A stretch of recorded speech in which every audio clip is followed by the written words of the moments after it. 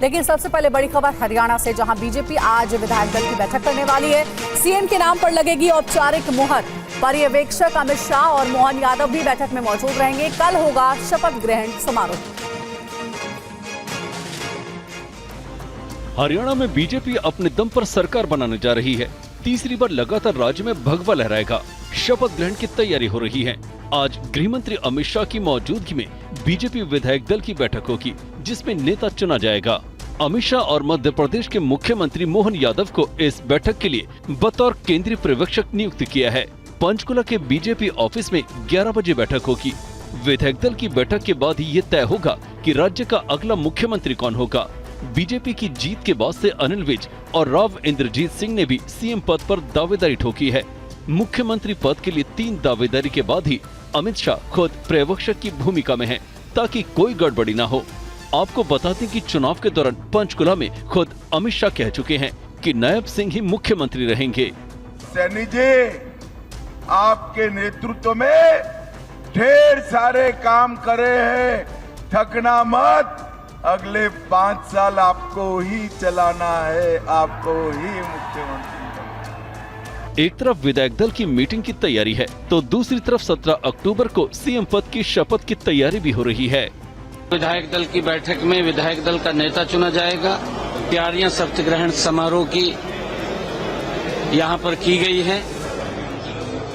17 तारीख को भव्य शपथ ग्रहण समारोह होगा।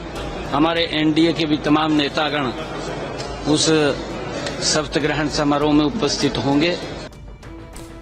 और दिल्ली में हुई बीजेपी केंद्रीय चुनाव समिति की बैठक। झारखंड चुनाव को लेकर सीसी की बैठक हुई है। झारखंड के उम्मीदवारों के नामों पर मंथन किया गया है। प्रधानमंत्री मोदी, अमित शाह, जेपी नड्डा बैठक में मौजूद रहे। झारखंड विधानसभा चुनाव की तारीखों का ऐलान होते ही बीजेपी एक्टिव हो गई है। दिल्ली में उम्मीदवारों के नामों पर मोहर लगाने के लिए बीजेपी चुनाव समिति की बैठक हुई। पार्टी मुख्यालय में सीईसी की करीब 2 घंटे तक चली बैठक में झारखंड में चुनावी रणनीति पर चर्चा हुई। इस बैठक में पीएम मोदी, गृह मंत्री अमित शाह, बीजेपी अध्यक्ष जेपी नड्डा और राष्ट्रीय महासचिव बीएल संतोष शामिल थे। इस बैठक में राज्य के चुनाव प्रभारी और झारखंड कोर टीम के सदस्यों के साथ उम्मीदवारों के संभावित नामों पर चर्चा की।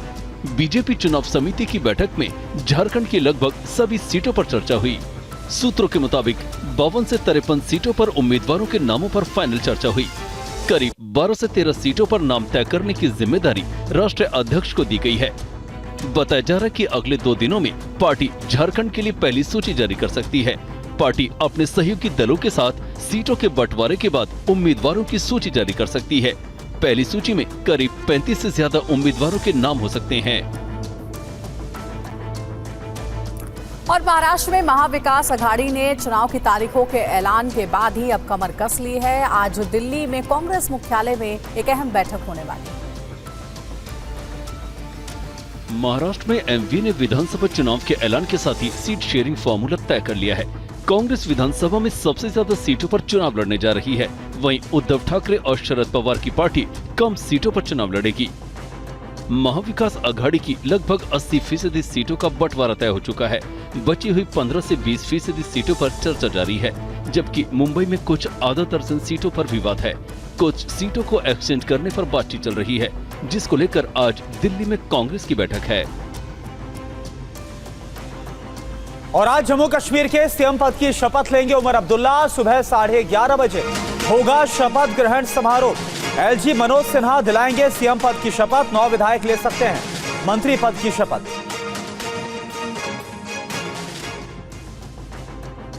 10 साल बाद जम्मू कश्मीर में आज चुनी सरकार बनने जा रही है। राज्य से अनुच्छेद 370 हटाए जाने के बाद केंद्र शासित प्रदेश जम्मू कश्मीर के मुख्यमंत्री के रूप में उमर अब्दुल्ला आज शपथ लेंगे। शेर कश्मीर इंटरनेशनल कन्वेंशन सेंटर में उपराज्यपाल मनोज सिन्हा उन्हें शपथ दिलाएंगे। शपथ ग्रहण समारोह के लिए पूरी तैयारी कर ली गई है। कुछ मेहमान पहुंचे हैं, कुछ पहुंच रहे हैं। उमर अब्दुल्ला के शपथ ग्रहण को इंडिया गठबंधन के शक्ति प्रदर्शन के रूप में देखा जा रहा है। इस समारोह में 50 से ज्यादा वीवीआईपी मेहमान को न्योता दिया गया है, जिनमें कांग्रेस अध्यक्ष मल्लिकार्जुन खड़गे, नेता प्रतिपक्ष राहुल गांधी, प्रियंका गांधी शपथ ग्रहण समारोह में शामिल हो रहे हैं। वहीं शिवसेना यूबीटी के अध्यक्ष उद्धव ठाकरे, एनसीपी शरद गुट की सांसद सुप्रिया सुले भी खास मेहमान हैं। इस समारोह में पश्चिम बंगाल की मुख्यमंत्री ममता बनर्जी, समाजवादी पार्टी के अध्यक्ष अखिलेश यादव, आरजेडी अध्यक्ष लालू प्रसाद यादव भी खास मेहमान की सूची में हैं।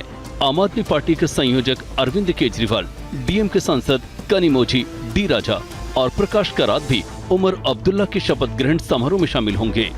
जम्मू कश्मीर पहुंचे अखिलेश यादव ने कहा है कि उमर अब्दुल्ला अपनी जिम्मेदारी बखूबी निभाएंगे। जो मुख्यमंत्री बनने जा रहे हैं उनको बहुत बहुत मुबारकबाद।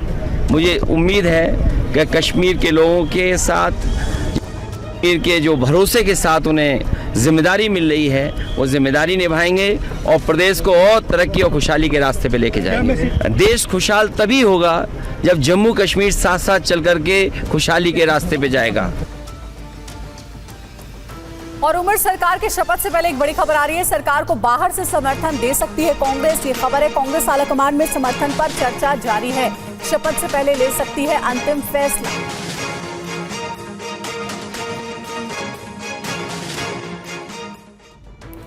इधर बीजेपी ने राष्ट्रीय अध्यक्ष के चुनाव के लिए चुनाव कमेटी का गठन कर दिया है। बीजेपी ने सांसद डॉक्टर के लक्ष्मण को राष्ट्रीय चुनाव अधिकारी नियुक्त किया है।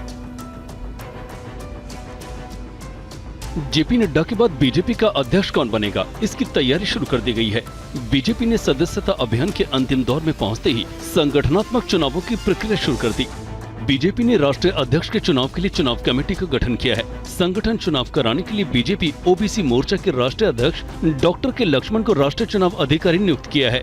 सांसद नरेश बंसल, संबित पात्रा और पूर्व सांसद रेखा वर्मा को सह चुनाव अधिकारी बनाया गया है। मौजूदा बीजेपी अध्यक्ष जेपी नड्डा का कार्यकाल खत्म हो चुका है, लेकिन अगले अध्यक्ष बनने तक वो पद पर बने रहेंगे। बीजेपी राष्ट्रीय अध्यक्ष चुनाव से पहले संगठन का चुनाव होता है। सबसे पहले बूथ, उसके बाद मंडल और फिर जिले के संगठन के चुनाव होते हैं। इसके बाद प्रदेश स्तर तक अध्यक्ष के लिए चुनाव कराए जाते हैं। इसके बाद राज्य परिषद और प्रदेश अध्यक्ष का चुनाव होता है। इस प्रक्रिया के पूरे होने में करीब 2 महीने का समय लगेगा। सूत्रों की माने तो दिसंबर तक इस प्रक्रिया को पूरा कर लिया जाएगा, जिसके बाद राष्ट्रीय अध्यक्ष के नाम का ऐलान होगा। और वहीं केरल की वायनाड लोकसभा सीट यहां पर जो उपचुनाव हो रहे हैं, इसको लेकर कांग्रेस की तरफ से प्रियंका गांधी को चुनावी मैदान में उतारा गया। और देखिए, पहली बार ऐसा है जब प्रियंका गांधी चुनाव लड़ने के लिए उतर रही है। आप देखिए, राहुल गांधी के इस्तीफे के बाद वायनाड सीट पर अब उपचुनाव कराया जा रहा है। जिस समय राहुल गांधी ने वायनाड की सीट छोड़ी थी, उसी समय कांग्रेस ने साफ कर दिया था कि इस सीट पर उपचुनाव में प्रियंका गांधी उम्मीदवार होंगी। ये पहला मौका है जब प्रियंका गांधी चुनावी मैदान में उतर रही हैं। अभी तक वो पार्टी के उम्मीदवारों के लिए प्रचार करते आई हैं, लेकिन अब उन्होंने चुनावी राजनीति में कदम रख दिया है। 2019 के लोकसभा चुनाव से पहले वो सक्रिय राजनीति में उतरी थी। उसके बाद से वो पार्टी महासचिव की जिम्मेदारी निभा रही हैं। और अब खबर है बहराइच हिंसा से जुड़ी हुई। रामगोपाल मिश्रा हत्याकांड मामले में आरोपियों की तस्वीर सामने आई है। पहली बार टीवी पर हत्याकांड में नामजद आरोपियों की तस्वीर आई सामने। हमले वाली छत से आरोपियों की फोटो आई सामने। हिंसाग्रस्त रहे इलाकों की गलियां, चौराहों पर बम निरोधक दस्ता और पीएसी की कंपनियां तैनात हैं। एसटीएफ का दंगा निरोधक दस्ते को भी लगाया गया है। बहराइच में बाजार और इंटरनेट सेवा भी बंद है। पुलिस ने अब तक 50 से ज्यादा लोगों को गिरफ्तार किया है। ये आश्वस्त करना चाहती हूँ कि हमारे पुलिस अधिकारी की जो टीम है वो लगी हुई है और कोई भी जो अराजक तत्व है, जिसने भी किसी भी संपत्ति को नुकसान पहुँचाया है या किसी भी प्रकार से बाधा पहुँचाई है, उसे किसी भी तरीके से बख्शा नहीं जाएगा और कोई भी पीड़ित परिवार है उसे पूरी तरीके से सहायता भी दी जाएगी। बहराइच में दुर्गा पूजा के मौके पर मूर्ति विसर्जन यात्रा के दौरान सांप्रदायिक हिंसा भड़कने पर 22 वर्षीय युवक रामगोपाल मिश्रा की गोली मारकर हत्या कर दी गई। उसके बाद पूरा इलाका हिंसा की आग में जल गया। फिलहाल प्रशासन ने हालात पर काबू पा लिया है। बहराइच में 14 तारीख की हुई हिंसा और आगजनी में अब तक 3 एफआईआर दर्ज किए गए हैं। 3 मुस्लिम परिवार की तरफ से एफआईआर दर्ज कराई गई है। अज्ञात व्यक्तियों पर हिंसा, आगजनी और लूट जैसी गंभीर धाराओं में मुकदमा दर्ज कराया गया है। ये वो लोग हैं जिनके मकान, दुकान और गाड़ियां जलाई गई। शांति भंग के मामले में कई लोगों को गिरफ्तार कर जेल भेजा गया है। प्रशासन ने बहराइच हिंसा में जान गंवाने वाले रामगोपाल मिश्रा के माता पिता के लिए मुआवजे का ऐलान किया गया है। सरकार ने परिवार को 10 लाख रुपए की अनुग्रह राशि देने की घोषणा की है। सरकार ने परिवार के लिए एक घर और एक शौचालय भी देने का आश्वासन दिया है। पीड़ित रामगोपाल मिश्रा की पत्नी के लिए विधवा पेंशन की भी घोषणा की गई है। बड़ी खबर है, बाबा सिद्दीकी हत्याकांड को लेकर बड़ा खुलासा हुआ है। आरोपियों ने 3 महीने पहले ही हत्याकांड की साजिश को रचा था और जानकारी सामने आ रही है कि हत्यारों ने YouTube से फायरिंग सीखी। कई बार बिना हथियार के भी बाबा सिद्दीकी के घर गए थे।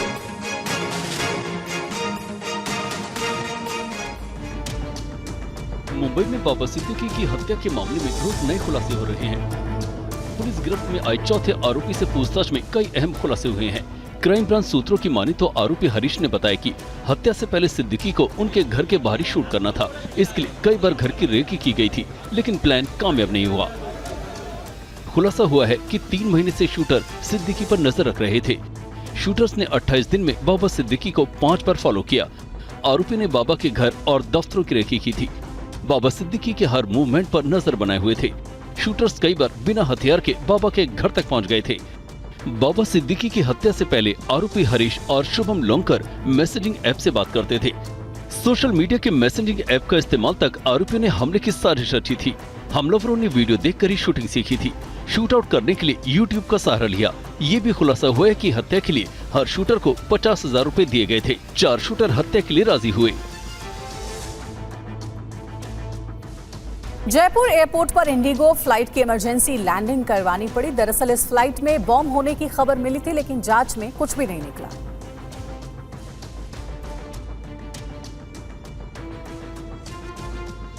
जयपुर एयरपोर्ट पर उस समय हड़कंप मच गया जब दमन से लखनऊ जाने वाली इंडिगो विमान की इमरजेंसी लैंडिंग हुई। बम होने की खबर के बाद विमान की जांच की गई तो कुछ भी नहीं मिला। फ्लाइट में बॉम्ब होने का कोई मेल मिला था। उस मेल के आधार पे फ्लाइट को डाइवर्ट किया गया और जयपुर एयरपोर्ट पर इमरजेंसी लैंडिंग करवाई गई। उसके बाद प्लेन को BDDS टीम के द्वारा, स्निफर डॉग्स के द्वारा चेक किया गया। चेक करने के बाद कोई संदिग्ध वस्तु नहीं पाई गई। कोलकाता में आंदोलनकारी डॉक्टर्स ने न्याय की गुहार लगाते हुए फिर से मार्च निकाला। डॉक्टर्स ने कहा कि ममता बनर्जी को युवाओं की चिंता नहीं।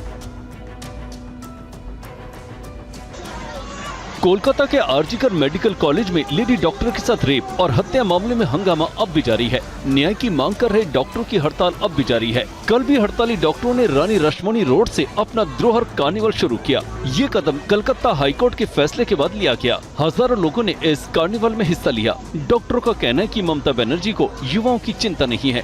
उन्होंने कहा कि जब तक उन्हें न्याय नहीं मिल जाता तब तक वो आंदोलन करते रहेंगे। डॉक्टरों की हड़ताल और कोलकाता कांड पर सियासत गर्म है। पश्चिम बंगाल के विपक्ष के नेता शुभेंदु अधिकारी ने कहा है कि ये दुर्भाग्यपूर्ण है कि डॉक्टरों की मांग पूरी नहीं हो रही है। उनकी जायज मांगे सरकार नहीं मान रही है। अधिकारी ने कहा कि स्वास्थ्य राज्य का विषय है और केंद्र सरकार की इसमें कोई भूमिका नहीं है। बहुत दुखद इंसिडेंट है। उसका जो डिमांड है लेजिटिमेट है। सब हेल्थ स्टेट सब्जेक्ट है। सेंट्रल गवर्नमेंट का कोई रोल नहीं है। जल्दी इसको पूरा करे ममता बनर्जी। पूरा शहर को 163 के अंदर BNS नाकाबंदी कर दिया।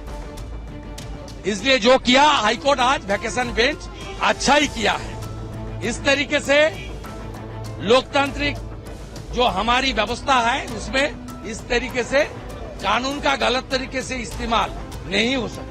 डॉक्टर लगातार सड़कों पर हड़ताल कर रहे हैं। इससे पहले शनिवार को भी डॉक्टरों, वकीलों सहित सैकड़ों प्रदर्शनकारियों ने सॉल्ट लेक के सीजो कॉम्प्लेक्स में CBI कार्यालय तक मार्च निकाला था।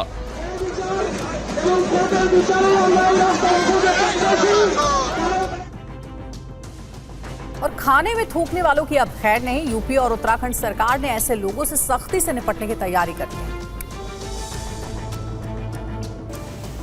खाने पीने की चीजों में थूकने वालों या यूरिन करने वालों से अब यूपी और उत्तराखंड सरकार सख्ती से निपटने की तैयारी में है। ऐसे लोगों पर सख्त कार्रवाई करने के लिए सरकार ठोस कानून लाने वाली है। यूपी के मुख्यमंत्री ने कल फूड स्टॉल्स पर थूकने से होने वाले प्रदूषण और धोखाधड़ी के मामले पर रोकथाम के लिए अधिकारियों के साथ मंथन किया। सरकार ने साफ कहा है कि सामाजिक सौहार्द बिगाड़ने वालों की हरकत बर्दाश्त नहीं की जाएगी। खाने पीने की चीजों में थूकने की घटना पर उत्तराखंड के मुख्यमंत्री पुष्कर सिंह धामी भी एक्शन की तैयारी में है। धामी ने कहा, राज्य सरकार जीरो टॉलरेंस नीति के तहत काम करती है। ऐसे में थूक जिहाद अब बर्दाश्त नहीं किया जाएगा। सीएम धामी ने कहा कि खाने पीने की दुकानों में CCTV लगाए जाएं। उन्होंने कहा कि होटल ढाबों के कर्मचारियों का सत्यापन हो। बीजेपी शासित 2 राज्यों के मुख्यमंत्रियों ने खाने पीने की चीजों में थूकने और यूरिन करने वालों से सख्ती से निपटने की तैयारी कर ली है। आपको बता दें कि सोशल मीडिया पर लगातार थूकने और यूरिन मिलाने की घटना सामने आ रही है, जिसके बाद सरकार सख्त हो गई है। आज जम्मू कश्मीर के सीएम पद की शपथ लेंगे उमर अब्दुल्ला। शपथ से पहले उमर अब्दुल्ला शेर कश्मीर इंटरनेशनल कॉन्फ्रेंस सेंटर जाएंगे। सुबह 11:30 बजे होगा शपथ ग्रहण समारोह। एलजी मनोज सिन्हा सीएम पद की शपथ दिलाएंगे। 4 विधायक ले सकते हैं मंत्री पद की शपथ साथ में।